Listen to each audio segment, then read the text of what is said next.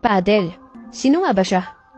Isa lamang siyang sagradong simbolo na kailanman ay hindi niya maintindihan at lagi yun nalang husgahan. Simbolo din ito ng karasan para sa inyo.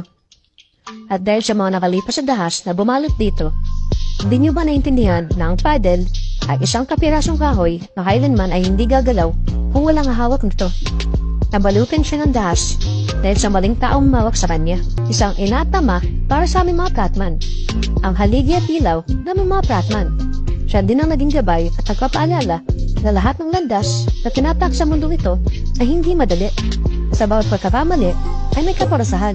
At sa bawat paglima sa mga mabubuting aral ay may sakit na mararamdaman. Hindi dahas ang tinuturo ng padel, sagwan o si lolo. Pagkapalaga ito sa kung ano o saan ka man nagsimula. Sa bawat mali natin ginagawang mga pratman, hindi lang pangalan mo ang nasisira, kundi pangalan din ng kapatiran.